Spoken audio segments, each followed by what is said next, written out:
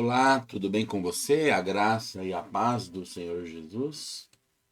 Estamos aqui para mais esse devocional e que o Senhor venha nos abençoar poderosamente. Nós estamos meditando no livro de Mateus. Chegamos aqui no capítulo 18. Estamos já indo para o fim, os últimos dias do Senhor. Aqui no livro de Mateus, eles são bem prolongados. É o livro que mais dá continuidade nos últimos dias do Senhor, principalmente na questão da semana da Via Sacra e tal. Mas nós ainda estamos chegando. E já fizemos a primeira parte do capítulo 18, então hoje nós estamos no capítulo 18, versículo 6 até o 9, que diz assim: Qualquer, porém, que fizer tropeçar a um destes pequeninos que creem em mim, melhor lhe fora que se lhe pendurasse ao pescoço uma grande pedra de moinho e fosse afogado na profundeza do mar. Ai do mundo por causa dos escândalos, porque é inevitável que venha escândalos. Mas ai do homem pelo qual vem o escândalo. Porquanto se a tua mão ou o teu pé te faz tropeçar, corta-o e lança-o fora de ti. Pois melhor é entrares na vida manco ou aleijado do que tendo duas mãos ou dois pés seres lançado no fogo eterno. Se um dos teus olhos te faz tropeçar, arranca-o e lança-o fora de ti. Melhor é entrares na vida com um só dos teus olhos do que tendo dois seres lançado no inferno de fogo. Veja, um detalhe duríssimo, duríssimo da parte do Senhor. E é necessário que atentemos com calma agora a algumas destas coisas. Eu vou pegar aqui na minha Bíblia, onde eu tenho o grego, e eu vou dar uma olhada no que o Senhor está falando aqui do inferno de fogo. 18, verso 9. Mateus 18, verso 9. Vamos lá. O que ele disse aqui? Ele escreveu Gena. Ele falou a Gena. A Gena de fogo é realmente um inferno, um lugar de punição futura. E esse lugar designava originalmente o Vale do Inom, ao sul de Jerusalém, onde o lixo e os animais mortos da cidade eram jogados e queimados.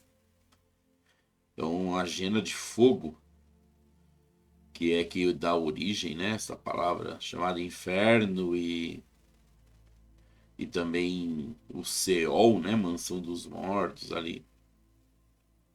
Ela vem então com este nome, porque muitas vezes a gente tem que observar se está escrito Gena, porque há outros nomes para estar falando realmente deste lugar aqui, ser lançado no inferno de fogo.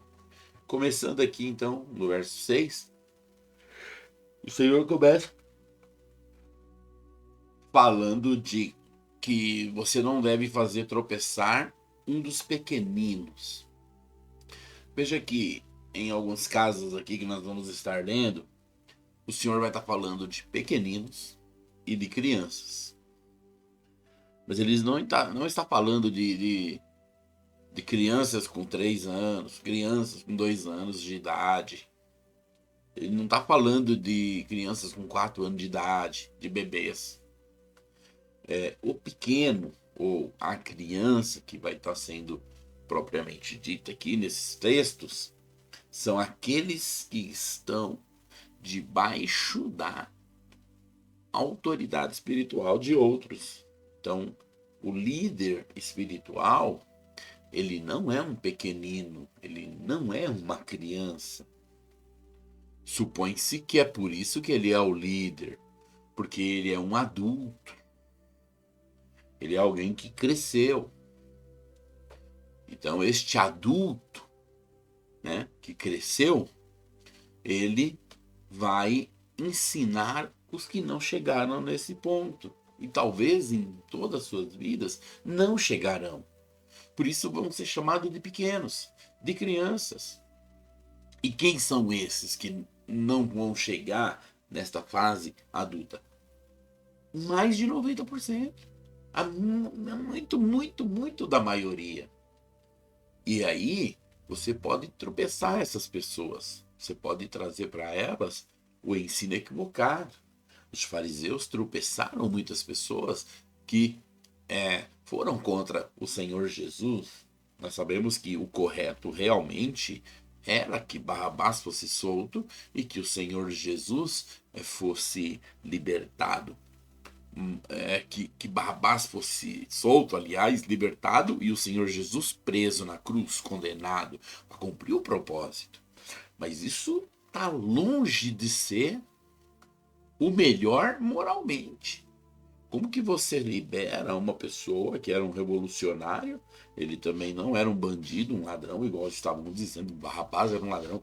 Eles pensam assim, né? Que estava lá, pendurar na cruz era ladrão. Não era ladrão, nós vamos chegar lá e eu quero dedicar um tempo para falar de Barrabás. Barrabás era um zelota, ele era que nem Judas Iscariotes, ele era que nem um dos próprios discípulos do Senhor, que não é o Judas que não traiu, que também era da revolução dos zelotes. E ele não era bandido coisa nenhuma. É porque ele era contra Roma. Roma oprimia Israel. Então, Barrabás queria salvar Israel.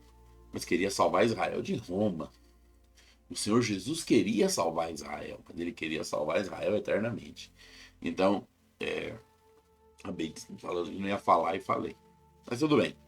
Então é óbvio que quem tinha que ficar para ser crucificado fosse o Senhor Jesus, foi para isso que ele veio.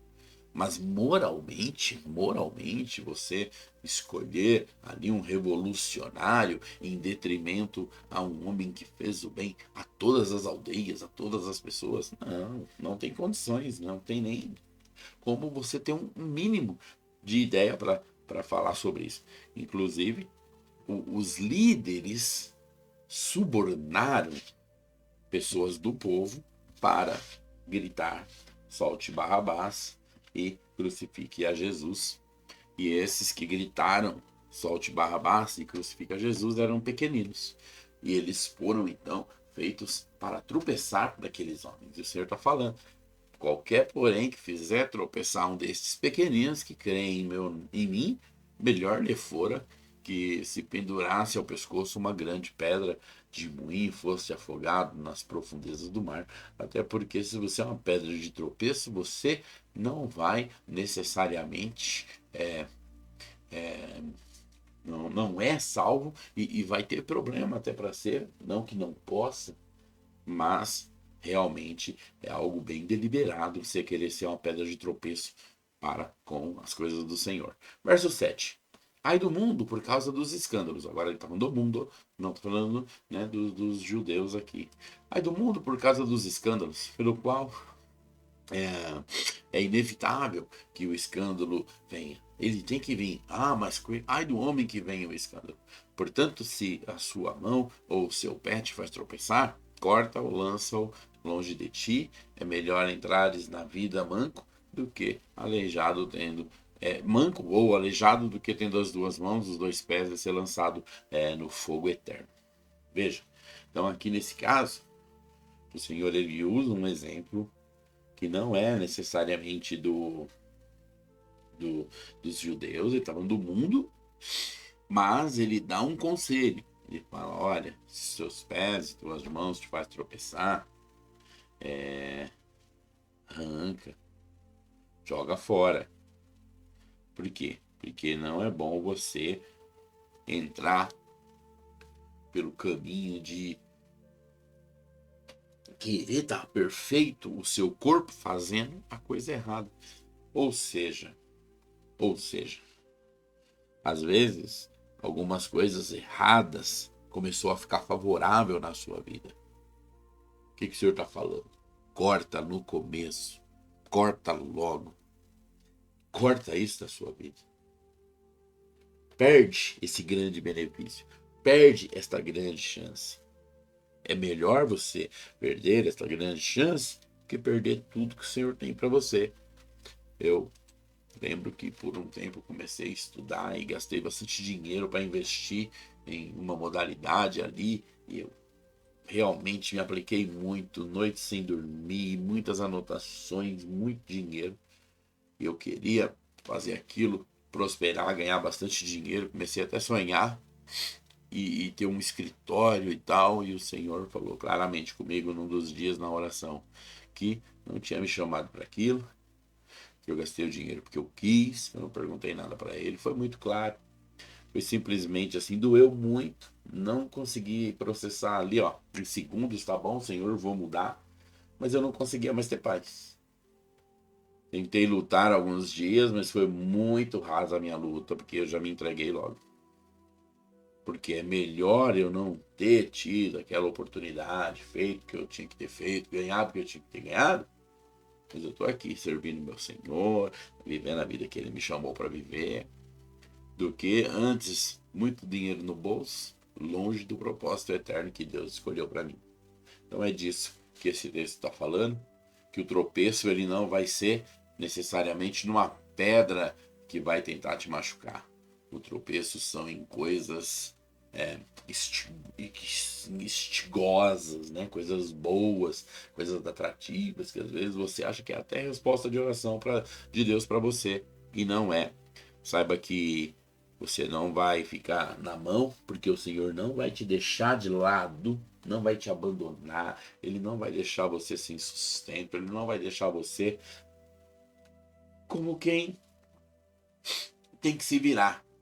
Principalmente se você é um dos que o escolhe como o coração quente, com a vida plena, com a bênção para viver. Então, vamos tomar cuidado com os tropeços e olhar para o alto, olhar para o céu. Amém? Pai, em nome de Jesus, que o Senhor nos abençoe, nos guarde e nos ilumine. Sempre. O Senhor te abençoe, te guarde e até amanhã, em nome de Jesus.